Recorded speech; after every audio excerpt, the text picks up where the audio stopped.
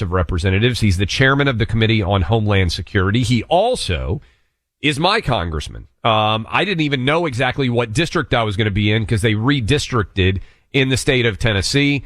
And my neighborhood is actually one congressman or the other congressman by street. So, thank you for all the work you're doing, Congressman. Thank you for repping me and my family. And before we even get into, the work that you're doing here, I know you're in the House, but when you saw that the Senate changed their clothing rules to allow John Fetterman to preside in shorts and basically a t-shirt, what was your reaction? I think it's a joke, Clay. And first, thanks for having me on. I really appreciate being on the show. And I've got the best bosses in the world in the 7th District of Tennessee, you being one of them. This whole thing is a joke. I mean, imagine if he were to go and meet a foreign dignitary, it's so disrespectful. I can't really words.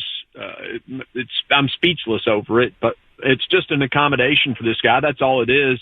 And I honestly, we should be more concerned that he can't form a full sentence. But, the clothing thing is laughable.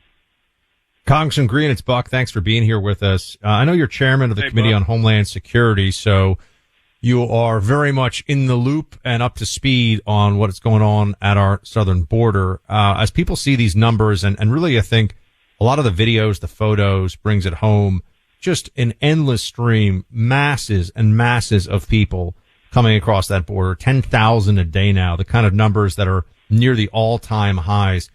What's going on? I mean, who isn't getting across right now is what I always want to know. I mean, when you see the processing, you see what's going on. How is this not an open border? Oh, it is a complete open border. It's intentional from Mayorkas and Biden. This is what they want. They want to fundamentally change the nature of our country and basically empower Democrats into perpetuity. That's their goal.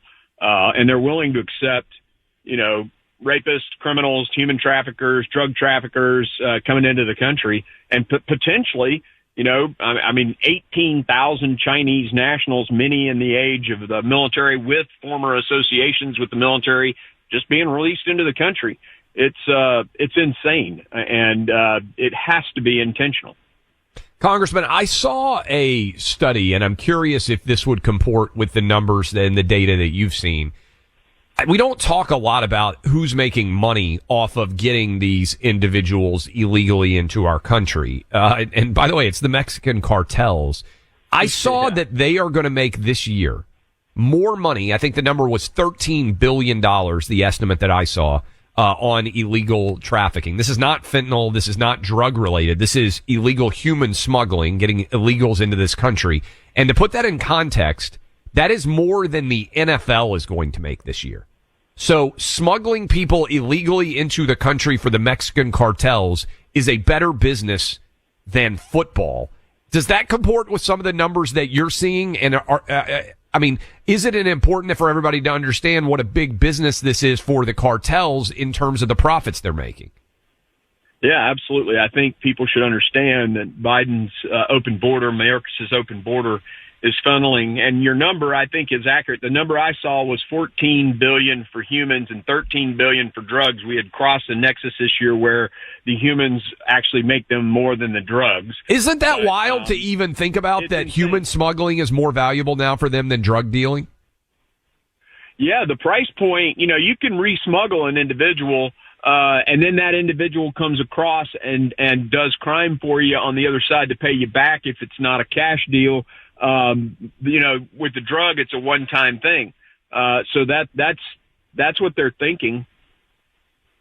So, Congressman, when the Biden administration says that they're on this, I mean, I've seen, for example, recently they talk about the border and they bring up, these refugee processing centers they're going to set up. I think they said in Colombia, Guatemala, and Costa Rica. So basically at different way stations or different points along the way up through, from our south up through Mexico and into the United States, they're trying to stop people, they say. But as I'm looking at this, I'm just thinking to myself, why would first of all, you could always apply, get rejected, and then just come across the border the way they have anyway. And for most people, why apply at a migrant processing center when you just walk in and say you're a migrant? You know what I mean? Like this to me is just, it's unserious policy that they're pushing. Actually, what's going to happen is what they do with their CBP-1 app at those processing centers, they're just going to claim asylum, and then those people have a ticket from Guatemala or from Panama to come into the U.S. This isn't going to stop any. It's even worse, Congress. It's worse than what I thought. Yes. You're saying basically now they just get like a get into the country free card. Exactly. This is just going to incentivize more migration. And interestingly enough, I had a conversation with the Guatemalan president about this. It compels Guatemala, if they cooperate, to violate Guatemala's immigration laws. So, I mean, we're not even being a good neighbor. Where does this all end? I mean, because I think you probably would agree, Congressman, that we are going to set all-time record highs. And correct me if I'm wrong and follow this logic. I mean, like Buck just said, I mean, when you're telling 500,000, we've been talking about during the course of the show, and you're telling 500,000 Venezuelans, hey, as long as you were here before July 31st, you can go get a job now. To me, that means millions of Venezuelans are going to start the march, if they haven't already, north. They're never going to go back to Venezuela. They're going to be in this country forever. So where does this end? I mean, if we're at 6 million illegals so far, why would there not be an all-time record of 3 or 4 million now? Because I think, Congressman, given the fact that we've got an election next November, what they're going to be saying is, if you want to come to America, you need to come now because we don't know who's going to win, and they may shut down the border, which is going to create even more chaos. Am I wrong? No, you're not. You're absolutely right. This is an incentive, right? So they've incentivized people to come, and it's just like China looking at Taiwan.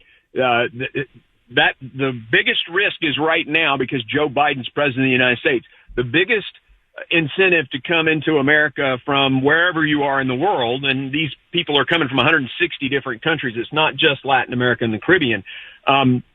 Is right now until next November. And so there is some interesting movement, though, in the Democrat camp. In fact, my committee this week, we had a hearing, and one of the Democrats who was making the closing comments actually admitted that the drug cartels had control of the southern border, which is a huge movement of the needle. And you got Mayor Adams, of course, demanding that Biden do something. Now, his solution is money sent to him, which is just more of an incentive. But at least them, saying this is a crisis is a huge help. And at some point, Joe Biden's going to have to listen to these people, or he won't be their nominee. So what happens then? I mean, Congressman, it seems like this issue, it couldn't be any more clear. There's a massive problem at our border, right? That is obvious to anybody who pays attention and cares to know about it. The Biden administration so far just seems to be wanting to process people. I mean, that the processing centers are setting up abroad is an even better example of it than I realized. So are we just going to see another 2 million in 2024 going into the country? Or do you think that the Biden White House is going to do something that actually stops the flow in a meaningful way, at least for the election year? Joe Biden's going to wear this around his neck for the election if he gets to be their nominee. And if he doesn't act, he's not going to be president of the United States. Everywhere I go, this is the number one issue, and there are increasingly Democrats saying this is unsustainable. And so our comment is just enforce the existing laws on the books. If you just enforce the existing laws on the books, that would stop 75% of it. Reinstate Trump's policies, that'll stop 90% of it. Pass H.R. 2, the bill we passed, and that will stop all of it. That bill's sitting in the Senate waiting on the Senate to do something. So at a minimum, he could fire Mayorkas and then, say, I didn't realize this was this bad, and, we'll fix it. That's a course of action. Will he go that way? I don't know. But I certainly hope something happens. If he doesn't, we're gonna hold Mayorkas accountable and try to get him out of that seat. Congressman, last question for you. Do you think Joe Biden is actually going to run as the nominee in 2024 based on what you see, based on what all of us see? I'm sure there's constant talk about it, both Democrats and Republicans in the House, sort of behind closed doors.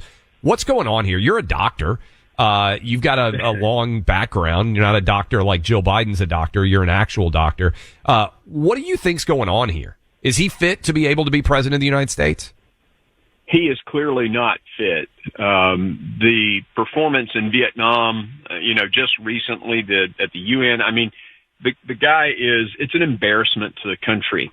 And his cognitive abilities, there is clearly some significant cognitive decline there, most probably age related.